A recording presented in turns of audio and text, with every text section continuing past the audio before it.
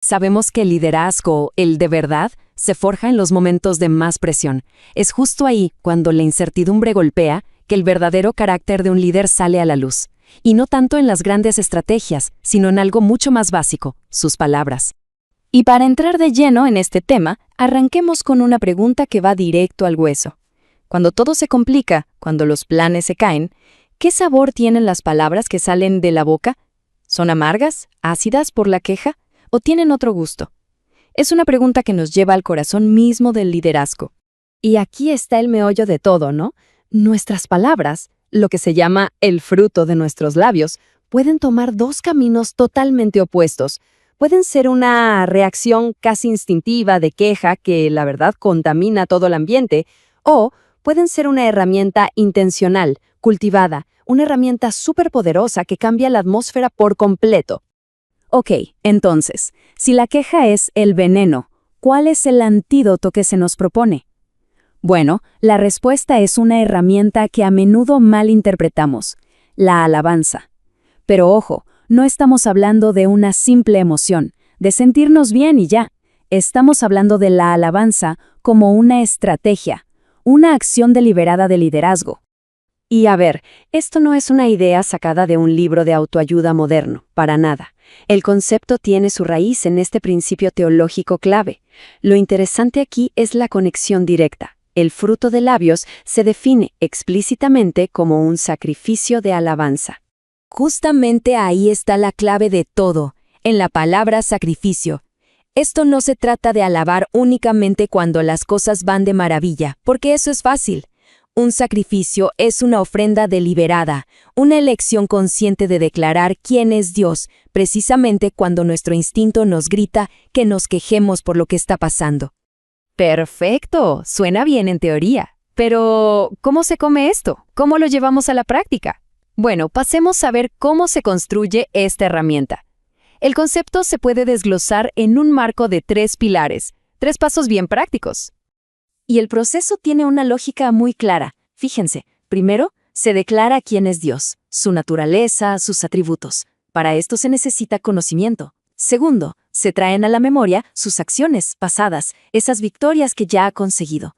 Y tercero, ese conocimiento y ese recuerdo se transforman en una acción, en una ofrenda de gratitud. Es un flujo que va de la cabeza, pasa por la memoria y aterriza en el corazón.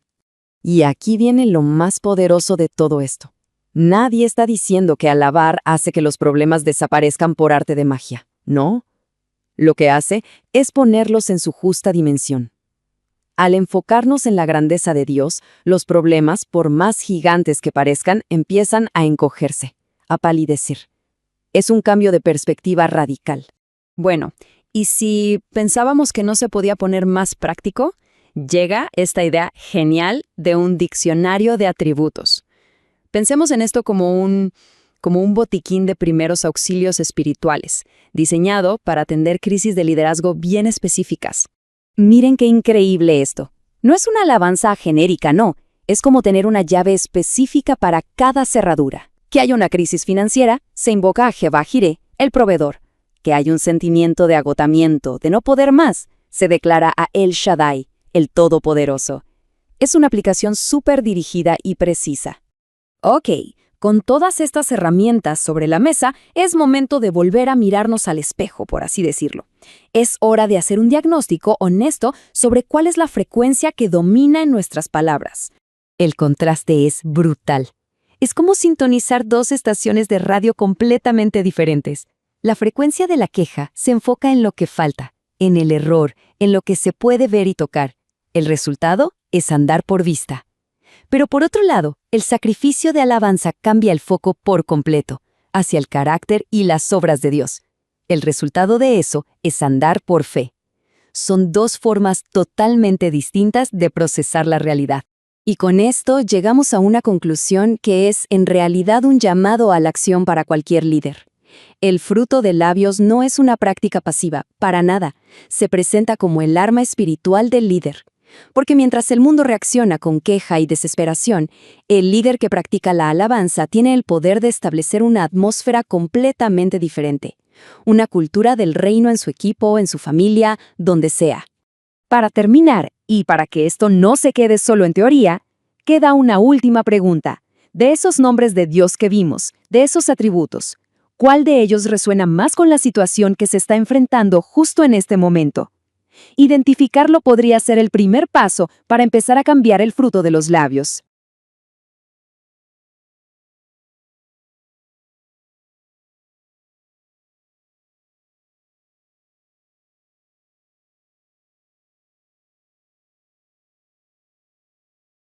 Hola, qué gran oportunidad arrancar con la temática que tenemos sobre la mesa hoy. Una cálida bienvenida a este nuevo análisis profundo. Hola, encantada de estar aquí. Fíjate que hoy tenemos una exploración verdaderamente minuciosa sobre una serie de textos centrados en el liderazgo espiritual. Y un concepto sumamente particular. La literatura lo denomina el fruto de labios. Para quienes tienen interés en la psicología del liderazgo y en cómo las mentes directivas gestionan la presión extrema, el estudio de hoy ofrece herramientas poco convencionales. Son perspectivas históricas que francamente invitan a replantear por completo la forma en que se utilizan las palabras en el día a día. Totalmente. Es un privilegio estar aquí para desglosar toda esta información. Pero antes de entrar de lleno en los detalles de estos textos, creo que resulta fundamental establecer una pauta analítica clara para nuestra audiencia. Claro, 100% necesario. El objetivo de este espacio es examinar e informar de manera estrictamente imparcial sobre las ideas contenidas en estos documentos originales. Es crucial subrayar que no estamos respaldando, promoviendo ni adoptando estas creencias religiosas de forma personal o institucional. Nuestro propósito es abordar estos textos exclusivamente como un marco conceptual, un marco propuesto por los autores para entender un fenómeno que cruza la psicología y la gestión de crisis. Básicamente, la hipótesis de que el lenguaje, el vocabulario elegido y la perspectiva verbalizada afectan directamente la capacidad de liderazgo bajo situaciones de máxima tensión. Una precisión absolutamente necesaria para mantener la objetividad del análisis. Bueno, vamos a desempacar esto. La misión central de nuestra inmersión de hoy es comprender los mecanismos exactos mediante los cuales estos documentos proponen transformar las palabras pronunciadas durante tiempos de crisis. Los textos describen una tendencia natural en el ser humano a lo que llaman andar por vista. Que es un término muy específico. Exacto. En términos prácticos, o sea, esto significa dejarse abrumar por los indicadores negativos que los ojos ven en medio del caos. Frente a esto, los autores proponen un cambio hacia una herramienta de resiliencia radical basada en lo que definen como fe. Es en esencia un cambio de paradigma. Pasar de ser víctimas de lo visual a gestores a través de lo verbal. Y el punto de partida que utilizan los documentos para argumentar este cambio es justamente la definición de ese fruto de labios. El término tiene su origen en una referencia bíblica específica, Hebreos 13:15. Curiosamente, este pasaje también aparece codificado en los documentos analizados bajo la nomenclatura interna GAB de 051. GAB de 051, ¿sí? Así es. Es un sistema de clasificación propio de los autores. Pero lo que resulta analíticamente fascinante aquí es el contraste que establece el texto. Si observamos la mayoría de la literatura moderna sobre liderazgo, el enfoque suele estar en el ser. O sea, el desarrollo del carácter. Exactamente. O en el hacer, que abarca las decisiones y estrategias operativas. Sin embargo, este marco conceptual se enfoca de manera casi clínica en el decir. Toda la carga recae en la palabra hablada. Pero ahí surge una duda natural. En el mundo corporativo o en la gestión de crisis, simplemente hablar suele considerarse superficial frente a la toma de acción real. ¿Cómo defiende el texto que el decir tenga tanto peso? Digo, evitando que se convierta en una simple repetición de afirmaciones positivas genéricas. Esa es precisamente la distinción que hace el documento para no caer en el terreno de la autoayuda vacía. El texto no sugiere repetir frases motivacionales frente al espejo. Estructura el concepto de alabanza en 3 pilares fundamentales y, de hecho, altamente tácticos. A ver, aterricemos el primer pilar. El primer pilar es citar los atributos, es decir, declarar explícitamente quién es Dios según su teología. La literatura insiste en que esto no debe ser una emoción vaga. Tiene que ser una declaración teológica firme. Lo describen como un nutriente mental. La aplicación práctica que sugieren es que cuando un líder verbaliza un atributo como la soberanía o la justicia en medio de una crisis, está enviando una señal neurológica de orden. Una señal de orden. Le comunica a su propio cerebro y a su equipo que la estabilidad del proyecto o de la familia no depende del azar, sino que existe un orden superior en control. Resulta muy llamativa la idea de utilizar declaraciones teológicas como anclajes para frenar el pánico grupal. Y eso conecta directamente con el segundo pilar que proponen, citar las obras, que se refiere a recordar qué ha hecho esa figura divina en el pasado. Así es. Y al revisar las fuentes, la escala de los ejemplos que utilizan es masiva. Para combatir lo que el texto diagnostica como amnesia espiritual, sugieren recordar eventos históricos monumentales. La división del Mar Rojo, la liberación de Egipto, sacar agua de una roca en el desierto o el maná cayendo del cielo. Son imágenes muy potentes. Muy potentes. Pero, introduciendo un poco de escepticismo aquí, ¿no corre el líder el riesgo de parecer desconectado de la realidad inmediata al hablar de mares divididos cuando hay un problema real e inminente en la cadena de suministro? Por ejemplo. Es una excelente observación. Y el texto aborda ese posible escepticismo a través de lo que denomina el efecto perspectiva. Efecto perspectiva. Sí, y este es el núcleo terapéutico de todo el marco conceptual. Los autores son muy claros. Recordar estos milagros históricos no elimina mágicamente el contenedor atascado en el puerto. Ni resuelve la caída de las acciones de la empresa. Exacto. El problema objetivo sigue intacto. Sin embargo, el ejercicio busca alterar la percepción espacial del problema, en la psique del líder. Es una recalibración cognitiva. Entiendo. Al obligar a la mente a comparar un obstáculo logístico actual con la narrativa de abrir un océano, el obstáculo presente se encoge proporcionalmente. Se utiliza el lenguaje hipergólico del pasado para reducir la ansiedad paralizante del presente. O sea, no cambian la realidad, cambian el tamaño del problema en la mente de quien debe resolverlo. Exactamente. Y el tercer pilar que cierra esta estructura es dar gracias. Ahora, la gratitud es un concepto muy popular hoy en día, lo vemos en todas partes. Sí, en cada red social. Totalmente. Pero las fuentes lo abordan desde un ángulo sorprendentemente exigente. No es la gratitud pasiva de escribir en un diario matutino mientras tomas café. El texto describe esta acción como el motor absoluto que convierte la teoría en un sacrificio. Un sacrificio. La palabra tiene peso. Y el uso de la palabra sacrificio es deliberado. Se define así porque se exige que ocurra en el invierno del liderazgo. Es decir, cuando los recursos escasean, cuando los números están en rojo y francamente no existe ningún deseo natural de celebrar. De hecho, revisando los documentos, citan al portal teológico godquestions.org. Argumentan que ejercer la gratitud en el epicentro de una crisis es la mayor evidencia de permanecer en la vid. Esta metáfora de la vid ilustra la idea de reconocer que todo soporte proviene de una fuente divina externa. Combatiendo la arrogancia en la abundancia y la desesperación en la escasez. Lo cual nos lleva a una advertencia muy severa que hacen los textos. Existe una línea muy fina, según los autores, entre esta alabanza estructurada y lo que ellos denominan activismo vacío. No se trata de un truco de magia verbal. Es una distinción crítica para la integridad del modelo. La alabanza real, según este marco, tiene que nacer de una integridad profunda, una congruencia entre lo que el líder cree y lo que dice. Por el contrario, el activismo vacío se diagnostica como un ritual manipulativo. Como transaccional, ¿no? Exacto.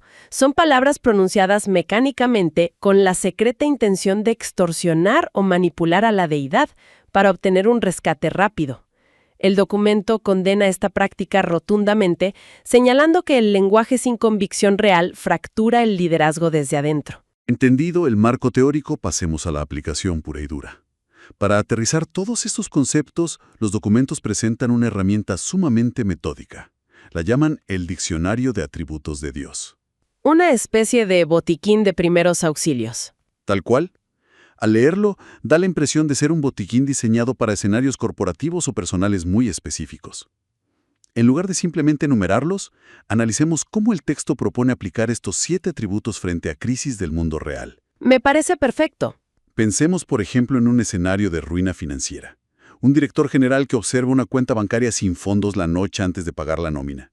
¿Qué herramienta extrae el texto para este nivel de pánico económico? Para ese escenario preciso de escasez y parálisis financiera, el documento prescribe activar el atributo de Jehová Jireh, que se traduce como el Señor es mi proveedor, con base en el texto de Génesis 22:14.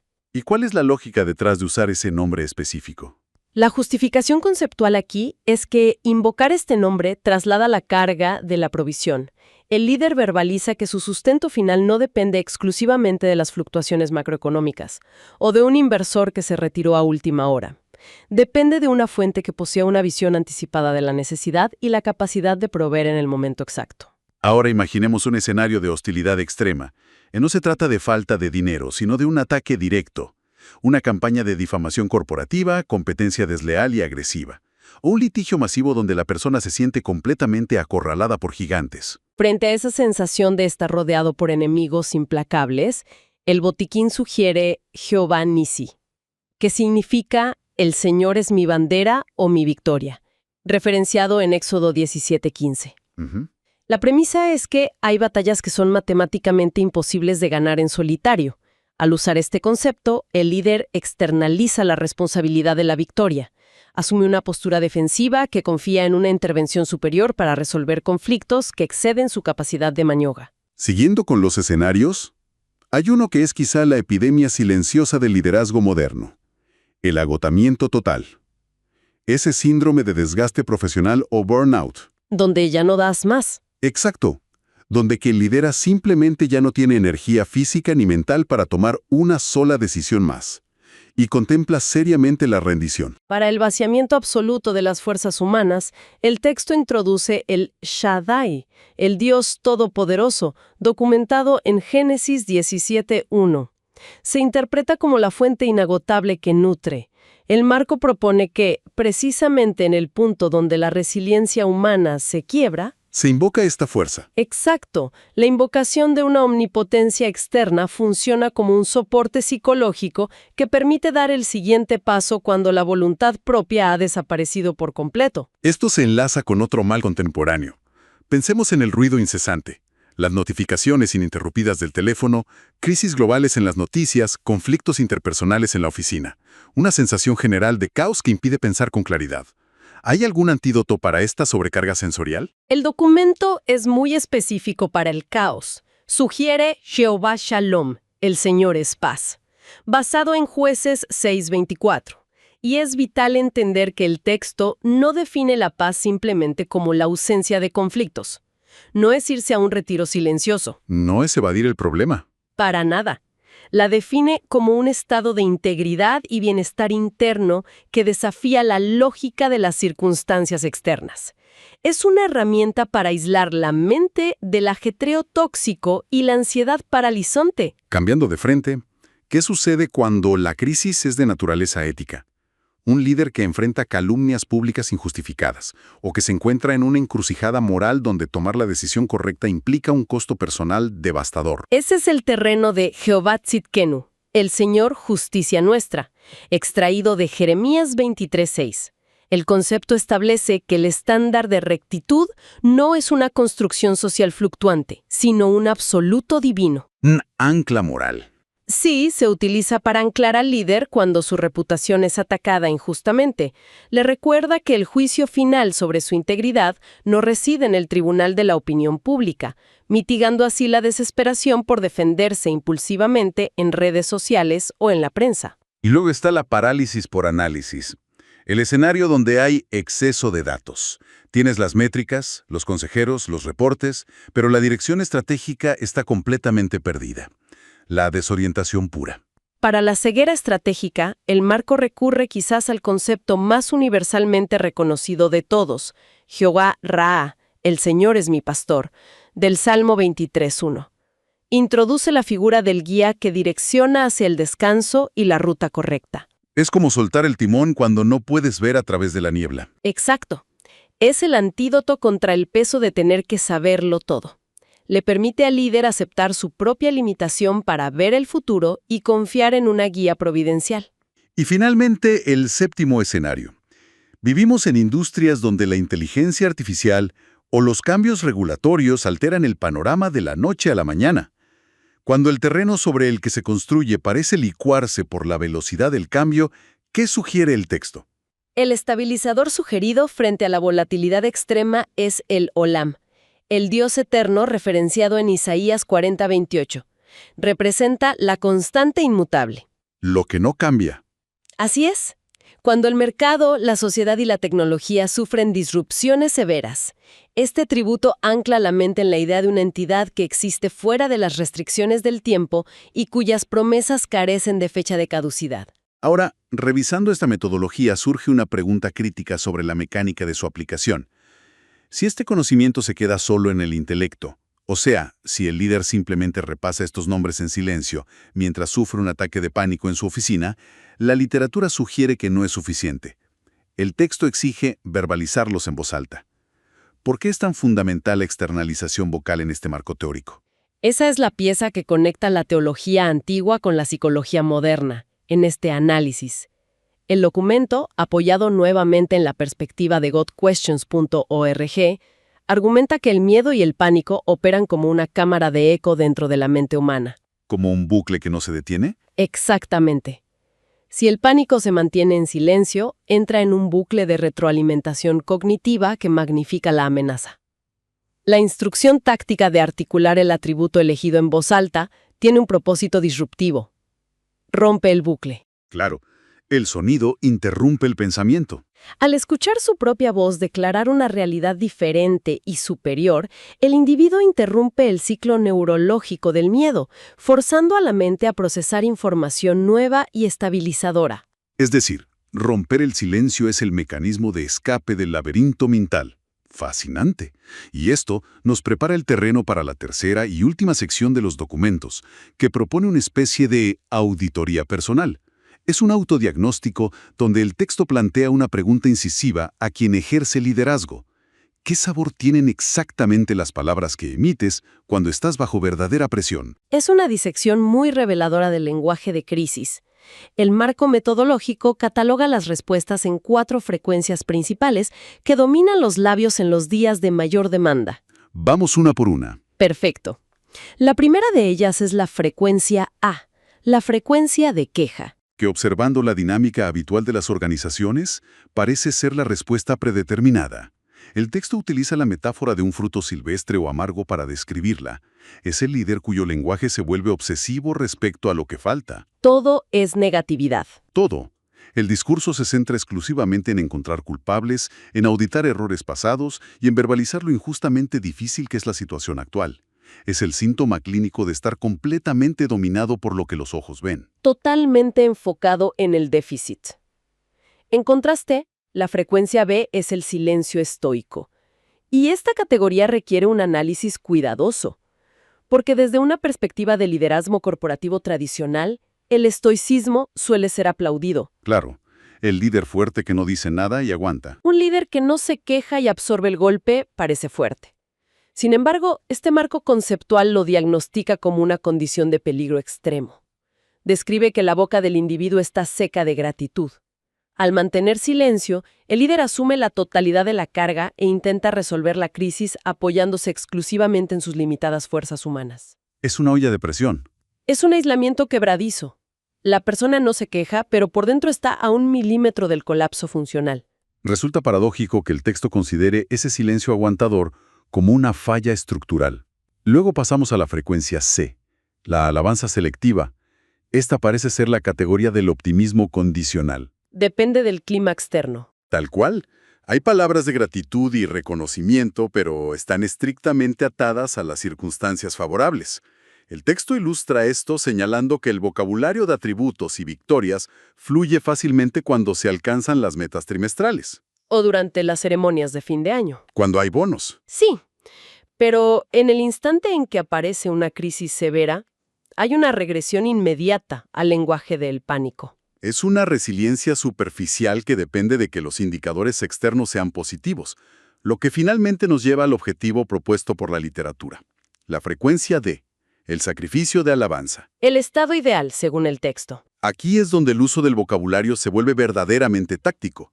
Es el líder que ha desarrollado la capacidad de diagnosticar su propio miedo en tiempo real y, como contramedida deliberada, decide citar la naturaleza divina y las obras históricas. Como una inyección. Lo hacen no solo para estabilizarse a sí mismo, sino para alterar radicalmente la atmósfera de su equipo, inyectando certidumbre exactamente en el momento en que las métricas invitan a la desesperación. Ahora, si alguien, al someterse a esta auditoría interna, descubre que su lenguaje bajo presión suele caer en la queja amarga o en el aislamiento silencioso de las frecuencias A y B, los documentos no lo dejan a la deriva. Tienen un plan de acción. Proponen un ejercicio táctico muy directo antes de reaccionar ante cualquier crisis. Lo llaman el ejercicio de los 3 atributos. Citando de nuevo a godquestions.org, que define esta acción verbal no como un mecanismo de consuelo pasivo, sino como un arma espiritual. La instrucción es clara como el cristal. Antes de formular una estrategia de emergencia, antes de emitir una orden o incluso antes de pedir ayuda, se debe forzar una pausa. Esa pausa es clave. En esa pausa, la directriz es declarar 3 características históricas o teológicas de la deidad, como puede ser la santidad, la fidelidad o la omnipotencia. El propósito es obligar a la mente a contemplar un panorama de recursos ilimitados antes de enfocarse obsesivamente en el hueco que se debe llenar. Al sintetizar toda la evidencia y las directrices extraídas de estos documentos, el panorama general revela un sistema de gestión cognitiva altamente estructurado. Sin duda. Bajo este marco teórico, el lenguaje, el fruto de labios, es despojado de su rol pasivo como simple adorno moral o deber litúrgico. Se reposiciona como una herramienta activa de intervención psicológica. Toma un papel protagónico. Al implementar este sistema de citar atributos para contrarrestar ansiedades específicas, al verbalizar eventos de magnitudes históricas y al ejecutar la gratitud como una disciplina táctica en el peor escenario posible, la propuesta es que se puede alterar la arquitectura mental frente a la adversidad. Las personas pasan de ser sujetos pasivos a merced de su entorno a convertirse en arquitectos de la atmósfera mediante el uso calibrado de sus palabras. Una gestión de la atmósfera a través del diseño deliberado de lo que se decide verbalizar. Es una conclusión sumamente profunda, y esto nos proporciona un pensamiento final, una provocación intelectual para reflexionar después de concluir este análisis. A ver. Si el vocabulario que se elige emitir bajo máxima atención posee verdaderamente esta capacidad de configurar la arquitectura mental, si las palabras tienen el poder cuantificable de magnificar los obstáculos o reducirlos en la psique colectiva, ¿hasta qué punto el simple, pero deliberado, acto de verbalizar históricamente lo que sí ha funcionado, las victorias aparentemente imposibles del pasado, podría revolucionar la forma en que cualquier persona, sin importar su industria o sistema de creencias, lidera a un equipo a través de la próxima gran tormenta?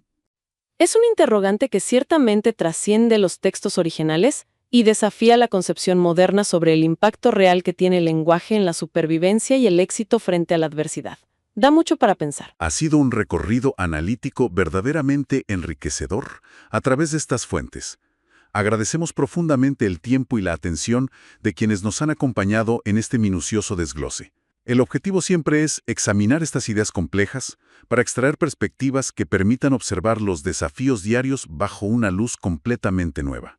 Hasta la próxima inmersión.